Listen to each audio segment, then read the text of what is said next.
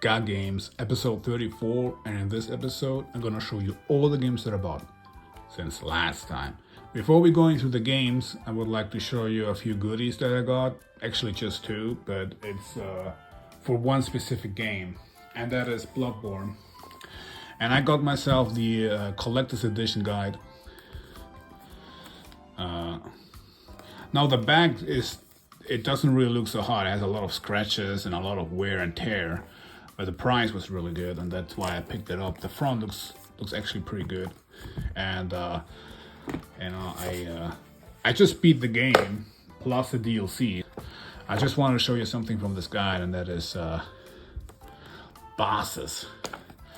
The cleric beast, and it shows you all the patterns from all the enemies, plus some strategic things.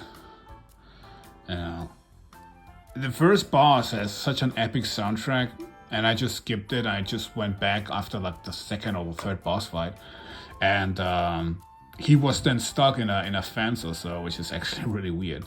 But yeah, I love it.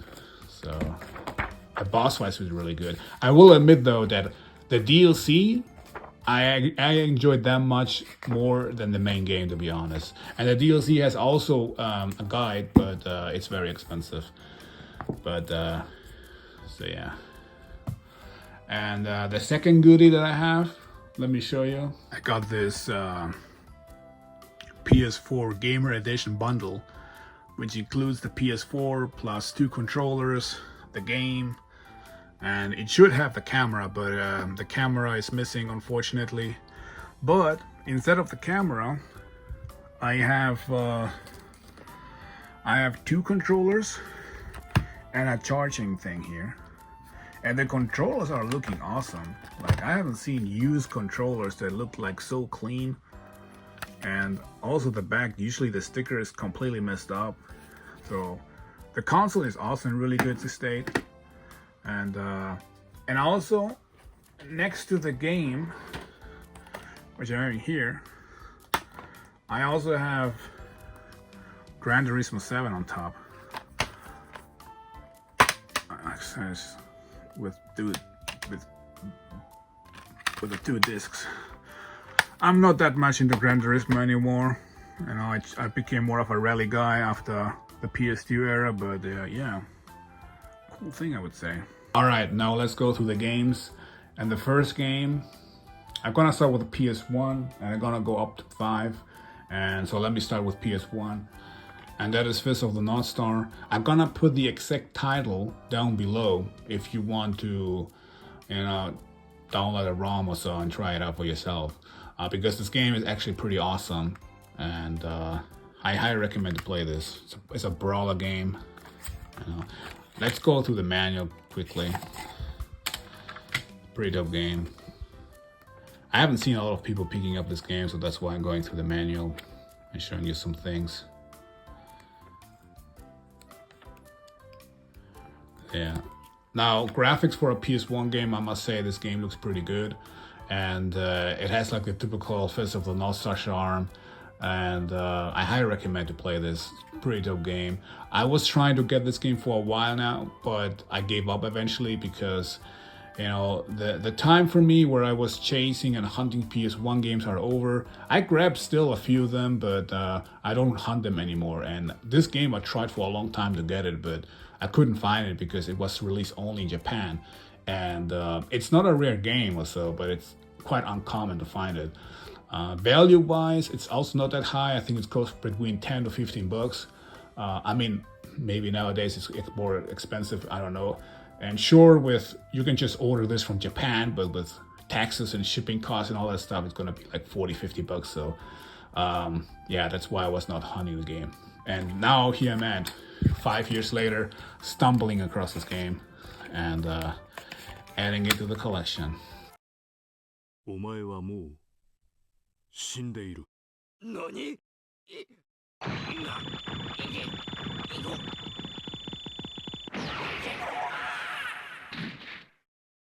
The second game is Tomb Raider 3, Adventures of Lara Croft. I said in one of my videos that I'm actually not a big fan of the OG Tomb Raider games because of the controls, and I'm also not a big fan of Lara design, to be honest. I know that a lot of people say it just looks good, but you know, I never was actually. Even as a kid, I never really liked it.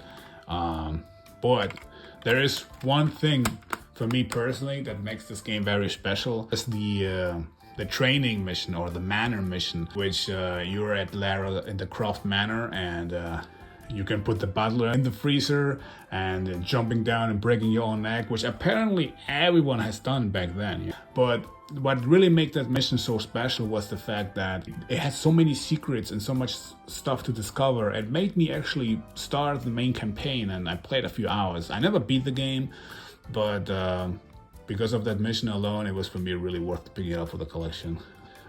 I'm not sure, is that mission still in the remaster? Like, I will definitely need to check that out. Then I have Oddworld's Apes Odyssey, a dope game. I love this game so much.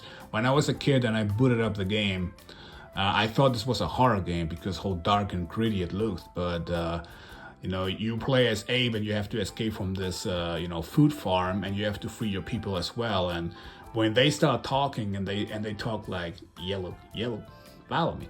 Okay. All that grittiness was gone, you know. And a very cool thing is also that sometimes the people you have to free, they are depressed because they're working so hard, and you have to cheer them up. And in order to cheer them up, you have to fart, and they're gonna start laughing like, and it's just hilarious. Like the handful of voice lines just make the game so hilarious, and I love the game so much. I know there's another one, and there's one currently for the PS4 and 5, but that's the game that I played back then, and I love it so much, and I'm glad that I'm adding this to the collection. Next game is The Legend of Dragoon. Now, this game, I've been getting, I got this recommended like a billion times. So many people said that you need this in your collection, you know. And I get it, you know, like back in the day, the Final Fantasy franchise overshadowed a lot of great RPG games, like Vagrant Story, for example. I think Vagrant Story is an amazing game. And apparently this happens with this game as well. Now, I have seen gameplay footage, but I have never played this game, ever. Never give it a go. I am playing currently right now Chrono Trigger, and once I finish that, I will try it out. But yeah, so I at least I have this game in the collection. The discs are like pristine. This game was for a long time very high in price. It was like I don't know why, but the black label version was always over $100. Or somewhere around 100, 120, but the greatest hits was always 50, 60, and you know, all the games are black label in my collection, so that's why I was trying to get the black label one. And after a few years, now I've finally have the black label in my collection. Those were the PS1 games. Let me show you what I got for the PS2, and we're gonna start also with a Japanese exclusive game, and that is Appleseed EX. This was released only in Japan. This is kind of like a mecha / brawler game, and it's a game that I always wonder why this didn't get a fan translation, because you know, if you go through the ROM websites, you're always finding games that got patched with fan translations, and that's pretty awesome. But this game never did, you know, unfortunately. You know, I really wish, because in order to accomplish some missions, you will eventually have to look on the internet, because some mission objectives are kind of like weird sometimes, and you have to look on the internet. So I really wish somebody would actually, you know, release a patch or something for this game, because yeah, this game is actually pretty fun. Another Japanese game. This is Kamen Rider Climax Heroes. I don't know exactly the title. I picked it up because it cost me $5. It's also complete with manual. It's a Japanese fighter. You know, when it comes to Japanese games, I only pick fighters or some brawler games. And I tried it out for about 30 minutes or so. It actually doesn't look so bad, to be honest. Halfway decent. So yeah, I picked it up. And I got The Warriors for the PS2. It is also complete. with the manual. I'm not gonna talk much about the Warriors. Everybody knows the Warriors. Great game, great movie. You can download this game on PS3 or even on for your PS4, the digital store. You can download and play it. It's very frequently on sale, and if you haven't played this game, give it a go. It's definitely worth it. It's awesome, and you can play this with up to 2 players. Just keep in mind that the camera is focused only on 1 player, so it can be annoying a bit for the second player, but yeah, dope title. Then I got Beatdown, Fists of Vengeance. I really love those brawler and fighters, and try to collect them. And so yeah, in this game you play as a handful of enforcers. You can pick between one of those at the beginning, and that group gets betrayed by its own mob boss family, and you're getting blamed for murder and dealing drugs, and you have to fight gangsters or corrupt cops. Fun game, All those brawler games back in the day that were reviewed terribly and quite unfair, I must say, which is sad because some of them are actually really fun. This is from Capcom. Then I got another Capcom brawler, and that is Crimson Tears. And in this game, you play as 3 specific characters, and you have to go through some mazes. And I only played this for about an hour or so, and it's alright. Like, this game was reviewed also terrible, and people always saying that this game is trash, but I don't think it was that bad so far. I mean, obviously I haven't played that much, but yeah. You can also upgrade your character, and add more combos. So yeah, Crimson Tears was not bad. The next game was released in Japan, but also in the European regions, and that is Code of the Samurai. This was not released in the US, and in this game you play as a samurai from the Shinsengumi, and this is not a typical hack and slash game. This feels more like a duel, 1 versus 1 game. You have to evade and then counter-attack with combos. So you cannot just smash buttons, you have to fight with a rhythm, otherwise you will break the combo. And what really is annoying is that if you break the combo, you will barely do no damage, because it takes forever to beat one of those guys, because it feels like more of a duel game. So you have to evade, and then you have to go with the rhythm. You can do it good, like it's kind of satisfying, but it's a pain to get into that rhythm. So I don't know, I would recommend to play Guitar Hero or Dancer's Revolution before trying this one. But yeah, nonetheless, it's it's kind of fun, so I got it. Now let's go over to the PS3 games, and we're gonna start with also a Japanese one, and that is the Yakuza HD Edition 1 and 2. That includes both games. This was released only in Japan. And you can still get the platinum trophies if you play those both, actually. But I saw a dude actually on YouTube who actually did that, but it's a pain because there's a lot of missable things. If you don't pay attention, and you don't go through certain dialogue things, and besides playing and finishing the game legendary, of course, getting the platinum is a pain. But I'm a big Yakuza fan, and I just added this for the collection. And then I'm having NCAA 08. I love my sports games on the PS3. For the sports games alone is already worth picking up a PS3 in my opinion. So many awesome sports games. NCAA football, NCAA basketball, even the FIFA games peaked on PS3. So many great sports games. MLB The Show, NHL, everything peaked on PS3. Really awesome. And I try to collect as many as I can. So one more. Then I got 2 wrestling games. The first one is Lucha Libre Héroes del Ring.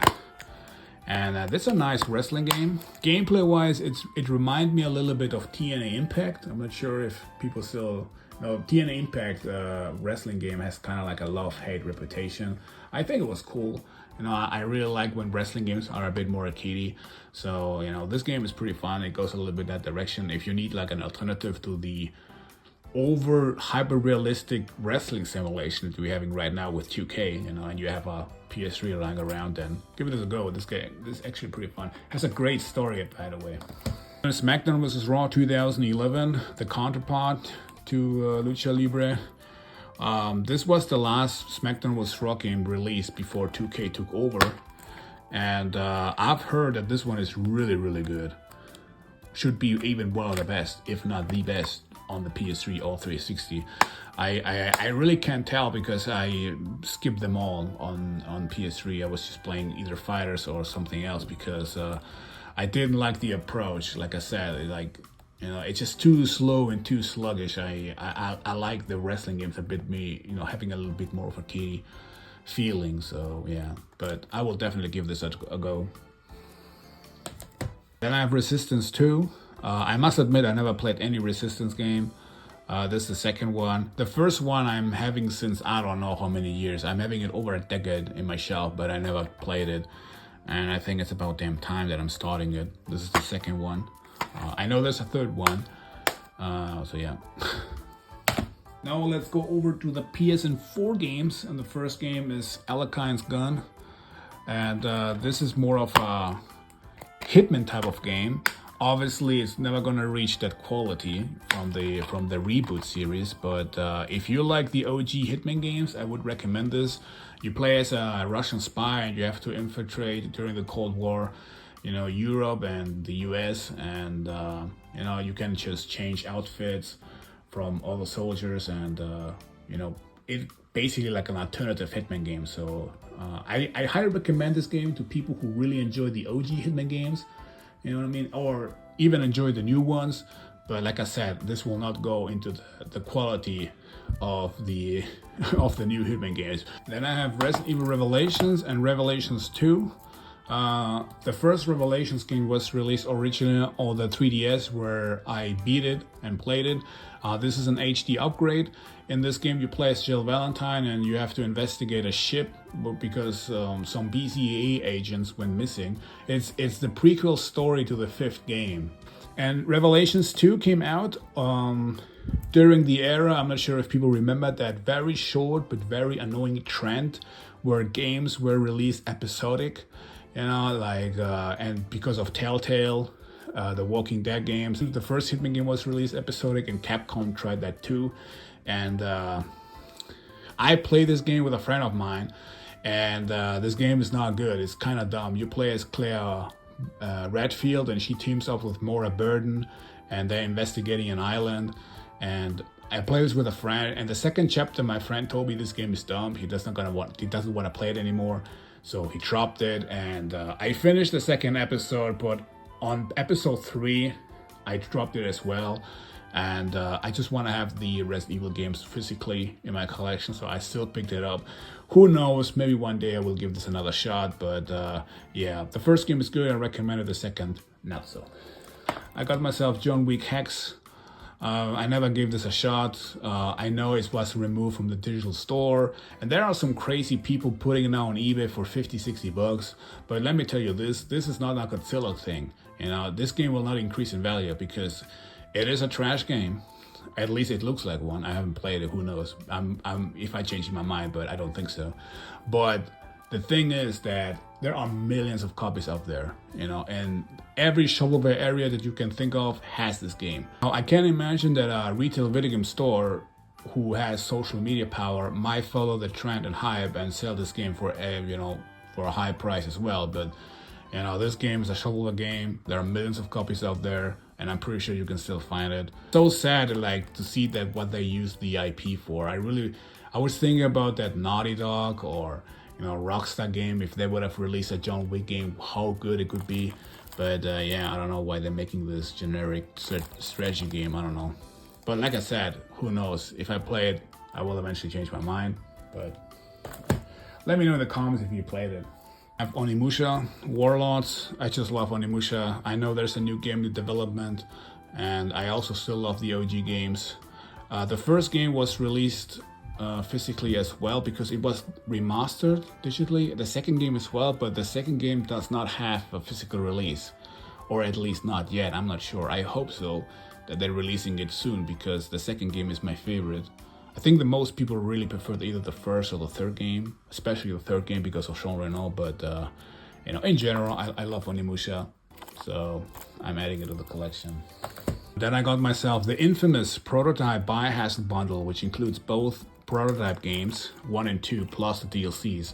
I never played the second, but the first game is awesome, and if you have not played them, I highly recommend them. pretty dope games. The reason I call this Infamous bundle is because when this thing was announced, people were looking forward because they thought it's gonna be remastered, you know, better FPS or better resolution. But nope, it's just 2 PS3 games pressed on a PS4 Blu-ray. No FPS upgrade or enhancement in terms of graphics resolution. 720p it is. And yeah, that's why it's kind of like an Infamous thing, but games are so awesome. Speaking of 720p, I got myself Metal Gear Solid Delta Snake Eater. This is the steelbook from the deluxe edition, which includes a bunch of nonsense. And I beat the game on the weekend like crazy. I beat it 3 times. I got the platinum trophy already. I have a Foxhound run. I did it on Extreme because you have to beat the game first in Extreme to unlock European Extreme. And my run was 1 hour and 53 minutes. So I guess age hasn't slowed me down yet. Who am I kidding? It has, actually, very terribly, but at least not in this game. And so yeah, the game is pretty good. I like it. Now, people saying like, it's not made for Kojima and all that stuff. Kojima gets credits in this game. It's his game. You know what I mean? It's the same game. It has just like it has a few tweaks here and there. Some stuff was modernized. The controls, you have like the over-the-shoulder camera, the crouch walking, and to be honest, it's just 2 little details, but it really breaks the game. You know, the game has sold over 1 million copies, and now the interest is there, obviously, to remake another one. And I was wondering if they remake the first one or the second, or like not remake but remaster it like this, and they giving also like a crouch walking or an over-the-shoulder camera, it's gonna break the game like crazy. So I'm not sure how they're gonna do that, but it kind of works with this one. I like it. You know, you can have fun with both actually. So Metal Gear Solid Delta. Then I got another deluxe edition, and that is from Hell Is Us. I'm not sure if you can see the little elements from the steelbook, but that's actually really cool. This people saying like this is the new Souls-like experience, and this is absolutely not a Souls-like game. It's an RPG game, but it's good. I actually liked it, and it's something I would eventually recommend. I would like to get something out of the chest here. It's just I always wonder like who is making those steelbooks, man. Like sometimes you get in like a steelbook with none of those where you can put the disc, and sometimes they're giving you 2. Like it's crazy, man. Like who are making those steelbooks? Weird as hell. But yeah, the game is good. I do recommend it. It's an RPG. Like the way you talk with and interact with NPCs, it feels a little bit like Fallout a little bit, you know. I actually enjoyed this game. It was really good. I got myself a Demon X Machina Titanic Scion. Now I have a little bit of mixed feelings about this, to be honest. I played for 10 hours and I'm not sure if I'm gonna continue. No, don't get me wrong, the game has some cool elements. You can fly around and fight in air and all that stuff, you know. It's like a mecha game. It's my first mecha game, to be honest, but I should have probably get that from Software Game because this one is not that good. You know, when the game starts and you're in that space station, everything looks good, but when you like after that, story-wise, will be in a planet and the planet looks so bland and so boring. The enemies are lame and the missions are always the same, very repetitive. So I'm not sure. I have mixed feelings. Like I said, some stuff is good, but I don't know. So I'm not sure if I'm gonna even play this or even gonna keep this in my collection, to be honest. So not that impressed. So let me know if you play this game and you finish it and you think, yeah, at the beginning it's not so good, but it's gonna be better later, then please let me know because this game, I ain't feeling it.